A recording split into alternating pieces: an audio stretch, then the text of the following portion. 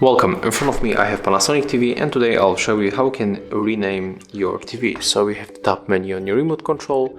Next you have to scroll down to the network, click OK, scroll down another time, click OK another time, and here we can easily change the name. So to delete this stuff you have to click on the red button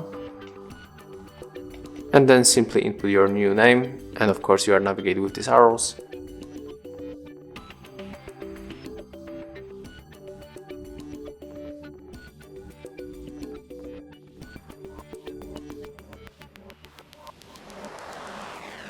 And when you want to confirm, you have to click on this button.